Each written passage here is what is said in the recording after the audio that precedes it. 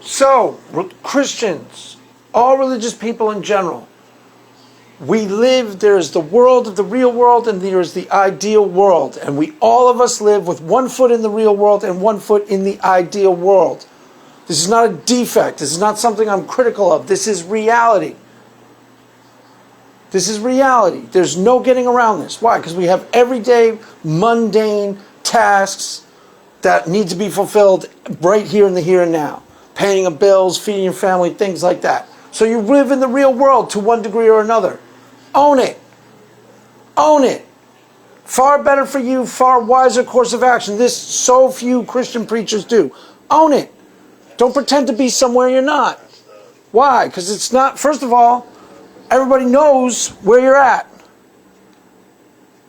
Second of all, it's not useful. Doesn't serve you. More importantly, it doesn't serve your congregation, doesn't serve your friends and family, doesn't serve the people around you who are trying to learn from your experience and learn from your behavior. I'll give you a perfect example. This is a real thing. This really happened to me in real life. I was in this Christian meeting. Famous female. Wife of a well-known Christian preacher. I won't say who it is. Wife of a well-known Christian preacher. Standing up on a stage in front of something like 1,000 people. She goes, 99, seemingly with a clear conscience, she says these exact words. 99% obedience is still disobedience. Whee! And everyone's like, yeah, be 100% obedient. Yeah, I had my skeptic hat on. I was like, oh, come on, please. Oh, come on, please. The implication being, I'm 100% obedient and so must you be if you really want to get something out of Christianity. Total scam. Total scam. I knew this person. I knew this person in real life. And I knew for a fact that this particular person in question wasn't even close to 100% obedient. First of all, nobody is. All have sinned and fallen short of the glory of God. That's what I'm talking about. All have sinned. That includes everybody. Yeah, I guess even me a little bit. Short. Not really. Doesn't really quite apply to me, but maybe. Maybe. Even me too. A little. Not as much as everybody else, but a little. So it's a total scam. It's a total scam. And she said it seemingly with a clear conscience. And I know this person in real life. A year and a half later, the same exact person who's telling her congregation seemingly, in good faith, you've got to be 100% obedient or no deal, filed for divorce. Honestly, I swear to God, honestly, exact same person, filed for divorce. So when she was telling that to her congregation, she wasn't living it at home because her marriage was obviously suffering. And God was saying, sow some love and mercy into your marriage and work and try and get your marriage back together. And she wasn't listening. Because a year and a half later, she honestly got filed for divorce. So, what's the point I'm making? Everybody, do not double preach. There is a distance between what you practice and what you preach. Own it. Own it. It's that simple. Don't preach from what you don't practice. Preach from where you actually are in the here and now. Preach from what you actually experience. Your real everyday struggles. Who you really are. It's only two people, everyone in the audience, okay?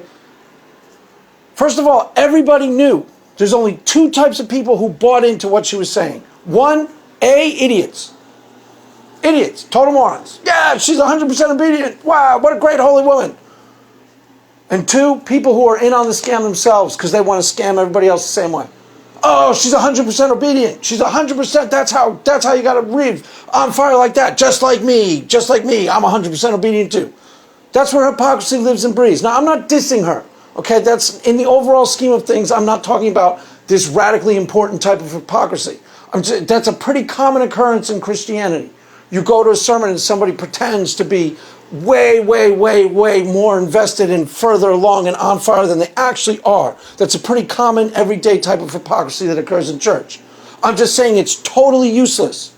It's totally not helpful. I'm not trying to diss her. I'm not pointing to her as some monster. It's just normal type of Christian experience. It's just not useful. It doesn't serve. Far wiser for her to preach from where she's actually at. Be real, be honest. How are you doing today? Not so good. Why? I'm struggling with my marriage, first off. Let's start with that. You know, the Bible's telling to be loving, patient, kind, and long-suffering, and frankly, I'm having difficulty doing it. Revolutionize your relationship to God. Revolutionize the Christian experience for your congregation. Serve you a lot better, but far more importantly, you would serve your congregants and the people listening to you 100 times more.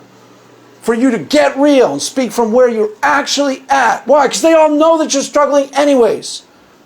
At least the smart ones do. You aren't fooling anybody.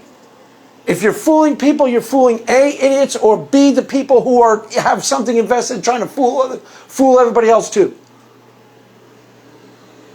Far wiser to preach from where you are actually at. Far more useful to the people listening to you. See, I've actually attended that preacher's classes, studies, and things like that, and I saw firsthand what the people who were going to see him. I saw the need of the people who were listening to him firsthand.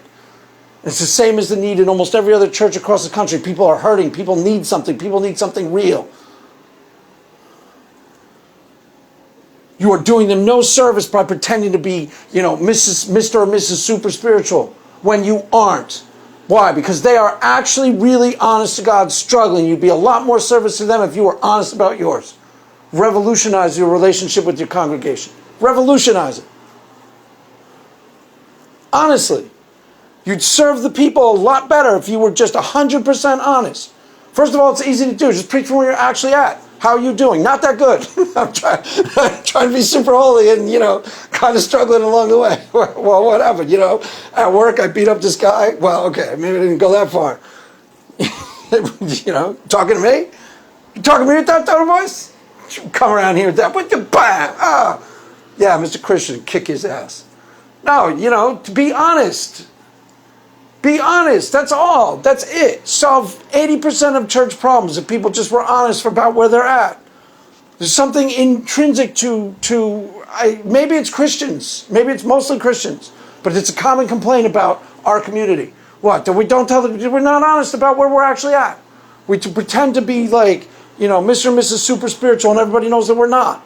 And nobody's fooled by our deceptive practice. Nobody's fooled. Nobody thinks you're...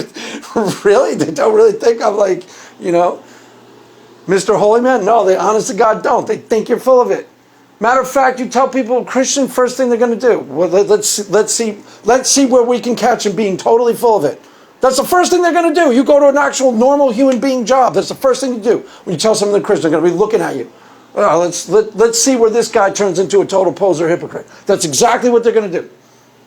And they'll probably catch you. they'll probably get you somewhere. I thought you said, hey, Mr. Super Spiritual, I thought you said, you're not supposed to do X. What are you doing X for? Blah, blah, blah, blah. And then whatever. Yeah.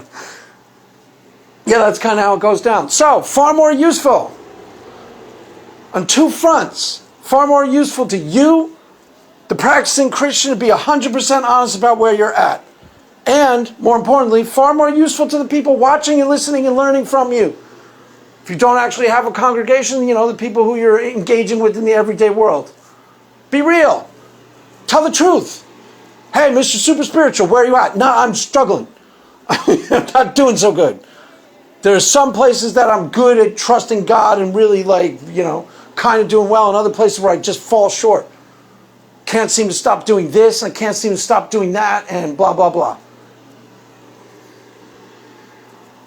The culture of Christianity in present day in the United States of America, honest to God, discourages that kind of authenticity. It really does. That's why you don't see very much of it. It discourages it. It's time to stop that. Be real. Speak from where you are at. Speak 100% from where you are at. You can't fall if you do that. You can't. You can't be brought down if you do that. Why? Because you're talking from where you actually are. So, that's all on that. Amen. Amen.